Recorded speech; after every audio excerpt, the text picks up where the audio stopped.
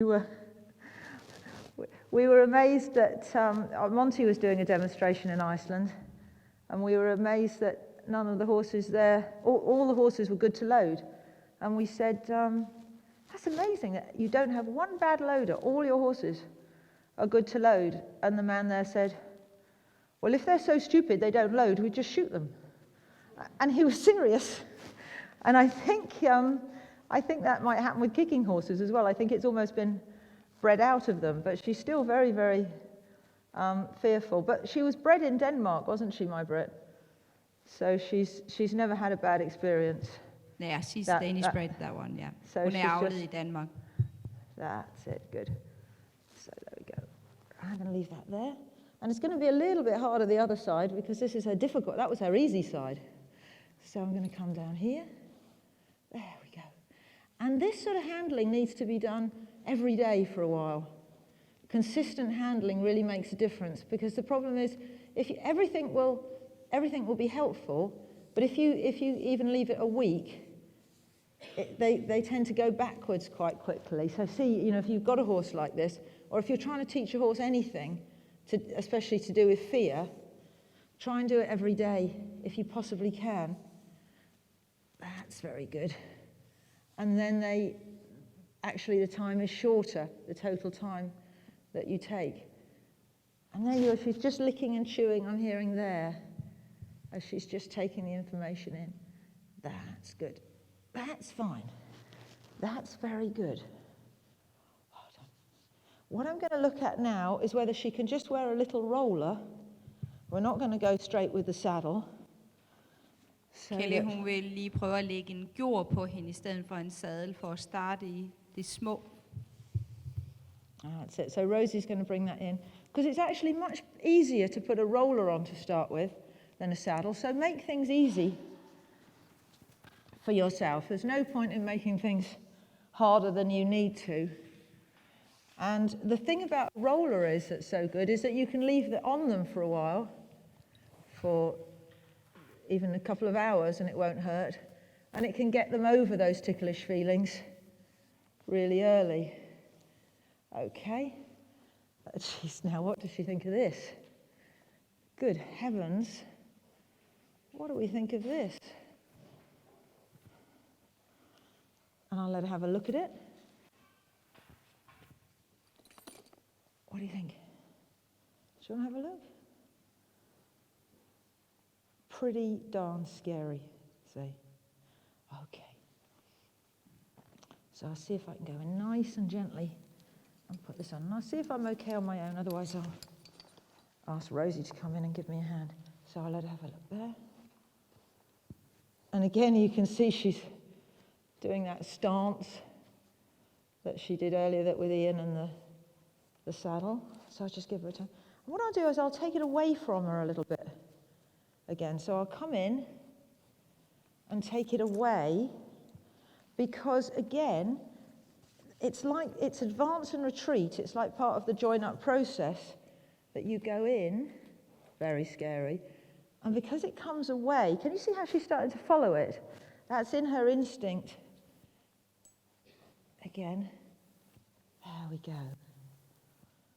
So now I'm going to see, what I'd like to be able to do is gently stroke her neck with this. And she's very scared. She's a very scared girl. But she was scared of my hand stroking her earlier. So I think we can get her used to this. So I'll come in there and come out.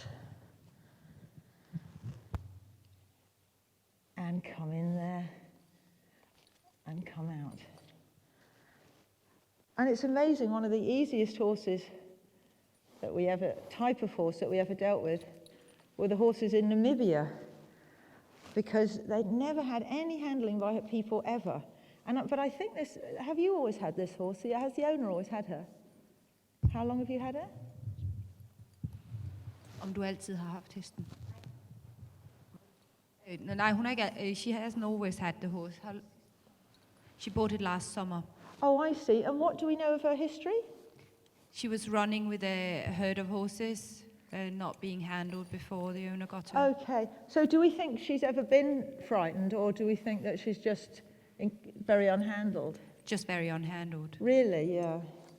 I remember once trying to deal with some horses, and I thought I was doing such a good job because I was thinking, oh, if I could just go in this part of the neck, this would be the right thing to do. And it wasn't going very, very well. And then I heard that all the horses in that yard were only caught once a year to have an injection in that part of the neck, which explained a lot about why they were so frightened. So I'm going to just see if I can stay there. And what I'm trying to do is not get a big reaction. And what we talk about a lot now is incremental learning. We talk about, which is step-by-step learning. So you try and think, how can I make this as easy as possible for the horse? How small can I make things? So what I'm going to do to start with is, and this is something the owner could do, is get her used to different objects. So the thing, she's very frightened of a black rustly object on her back, and I'm trying to go for the roller, but it's not fair, it's too much for her. So let's go with just rubbing this on her, and her finding this okay. There we go, and then I'm going to come away. That's it. And when she gets used to this, then everything else will be so much easier. So I met Monty Roberts in 1993 in a petrol station in France, because there's a saying, you know, when the student is ready, the teacher will appear. And I guess that's what happened to me, because I've been working in horses all my life, and yet, you know, and having some success as well, but often thinking there must be a better way. Because we used to work with the racehorse yearlings, and they used to be very frightened as well. And they used to be shouting, and everybody used to get so excited, and it used to be so dangerous. And I used to think, oh, you know, there must be a better way than this. So it's when something actually goes over the other side that it's such a worry to her. I think it's time that I worked on the other side, but otherwise, there we are, babes. There we go. I'll come in here. That's it. And see. And we've got to see, as I say, I want to do just enough with her not to put too much stress on her.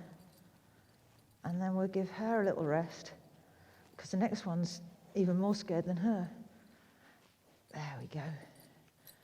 And one of the things that was so good about working with Monty, because you all heard now about join up and all these things, and it's not just about technique, but it was about his attitude, about how he would just think about where he wants to get to with a horse. Where is it he's aiming for? That's it. So